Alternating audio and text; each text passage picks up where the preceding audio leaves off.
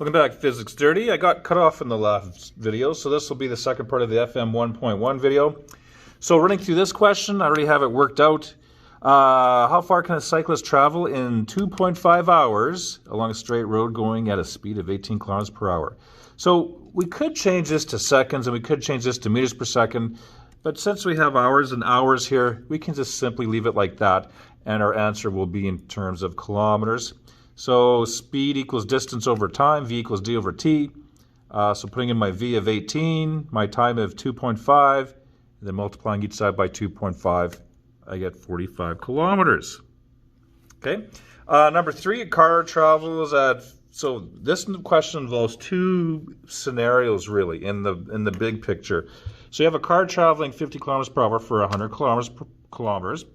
And then it speeds up and goes 100 kilometers per hour for another 100 kilometers. What is the car's average speed for that entire trip? So we know the total D is going to be kilometers. So if we want to figure out average speed for the total trip, we do know the total distance traveled. We're going to need to know the total time traveled. So what we have to do is figure out the time during each of these intervals and then add them up. So I'll just simply call this interval 1, interval number 1, and maybe interval number 2. So we'll have v equals d over t for each of them. V equals d over t because I do have a speed and a distance for each one of them. So 50 kilometers per hour, when going a distance of 100. Whereas in this scenario, I'm going a speed of 100 kilometers per hour. And I did that for 100. So in both these scenarios, I'm going to have to solve for t. And of course, the easiest way to do that is just to interchange these two around. So t is going to be 100 over 50. And of course, that equals 2.00 hours. Over here, t is going to be equal to 100 over 100. So of course, that's equal to 1.00 hours. Okay, and then the total time is simply 2 hours for this trip, 1 hour for that trip, gives me 3.00 hours for the entire trip. So now I do know the total time, I know the total distance, so the average speed is going to be my total distance, which is 200, divided by my total time, which is 300, and that's going to give me 66.7 kilometers per hour, which seems relatively slow, but that's how it is. And of course, 3 sig figs, so it actually works out to be the beastly number of 66.6 repeating, but that rounds off to 66.7. All right, so with that, I'm going to give you a few hints about the assignment questions here. We're going to go through a couple. I'm going to give you a couple of hints just to make sure you can start these off right. Over here, you're going 195 kilometers per hour. You look out to the side for 2 seconds. How far do you travel during this time period? Now, here I'm going to have to change one of these into a unit that corresponds to the other one. The easiest way would likely be to change this from, since we're talking about how far we're going during 2 seconds, it likely makes more sense to talk about meters as opposed to kilometers. So we're going to change this into meters per second. Now there's kind of a long way and a short way to do this. So I'll kind of go through the long way and then we'll come up with the short way that you may have looked at in Science 10. So 1 hour is 3,600. 1 hour is 3,600. And of course, 1 kilometer is 1,000 meters. So 1 kilometer is 1,000 meters. So kilometers cancel. So you can see I'll be left with meters per second. Now if I take a look at what I'm doing here, 1,000 over 3,600. If I take 3,600 divided by 1,000, what I'm really doing here is dividing by 3.6 to get my 26 meters per second. So one thing that you may want to do, now hopefully you have a reference sheet already. If not, you can pick one up.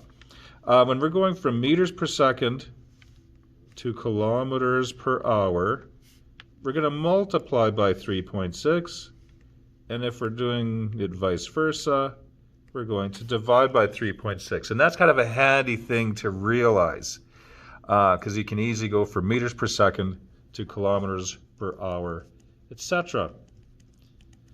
So we'll have our V, we have our T, so you just have to solve for D with that question. This one, number 2, is fairly straightforward. Number 3, what we have to realize is that these are clock readings. So it's like you set a timer and you're noting the positions at certain clock timers. So what you have to do with this one, so V equals D over T, and these are vectors. So here we have, we're going to have to find the difference in, well, the change in displacement, because these are positions at position 1 and position 2.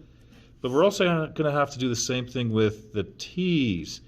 Clock reading number 2 minus clock reading number 1 will give me how much time has passed, and over here I'll get the change in position. So now, and then the tricky part here is B. Could we figure out the average speed? For average speed, we need to know, of course, yikes, total distance. Now, can we know the distance? Like between time 1 and time 2, we can kind of infer that maybe we went from the 4.8 position to the 8.5, but we don't know. Hint, hint. So let's say this is my spot right here, and at T1 I was here, at T2 I end up here, but there's nothing saying that maybe we could have zoomed past here, then backed up, and then at T2 we looked up and saw this. So you can think of it, you're looking at this scenario at T1, you note the position, you look away, then at T2 you note the position, but in between here and here you can't assume that we just simply did this. We could have like scooted past, scooted backwards, and then when we turn around we ended up here. So it kind of gives you a hint in terms of how you should answer that. For B, we do have clock readings again, so it's going to be very similar to that question right there. Number 5 should be straightforward too. And let's see here. Number 6 is very similar to that one we did in which we had 2 different positions where we're going for one part of the trip, going at a certain speed, and then next time we're going in at another speed. So maybe give you a couple of hints with this one. You were driving from home from school with a steady 95 kilometers per hour, doing that for 180. Now the only thing we don't know about that scenario is how long that took to do it. And then it began to rain, so you slow down to this. Now if you arrived at home after 4.5 hours total, how far are you from home? When we know part of it, we know it's 180 plus whatever happened here. So you can see here, the big thing that's missing is the time period in which we did this. But we can get it, because if we figure out the time period here using V equals D over T, and I know the total time, I can subtract this from here to get the time here, which will involve me to figure out the distance here, and then I can add it to 180. And then once I have that, I will be able to figure out everything. Okay? So that's kind of the hint for that one. Over here, a horse trots away from its trainer, moving a straight line, moving 38 kilometers away in 9 seconds, then turns around and gallops halfway back. So this is a scenario in which we're going 38. So we went 38 and then went backwards and stopped halfway. And of course, the halfway point is what, 19? So we started here. So this could almost be your D1. Then it ended up here, D2. So if you're looking at positions, D1 is 0, D2 is here. So you can figure out that. Then of course, distance, total distance over total time will give you the speed. So you can add up the total distance and get that quite easily enough. And the last one here is very similar to the one we did in the example, except there's 3 parts to this trip. You're going 250 kilometers, traveling at this speed. Then you stop for an hour, so your D here is going to be 0. And then we do this lastly, a D and a V. So you're going to have to figure out the T involved here and the T involved here and add it to this T here.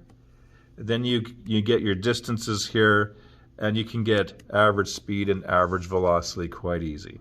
So it's a round trip. So you can imagine it as, so if I draw an XY coordinate, you can think of it, I traveled over to here, stayed here for an hour, then came back home. So hint, hint, your D1 is going to be at 0. And then you went here, cha-ching, went back home. Oh, your D2 is going to be at 0 as well. So hint, hint, that gives you an idea of what velocity will be. And then you can figure out average speed. All right, so that's how you do FM 1.1. You have some hints there with the assignment. So go ahead and you should be able to do it fine.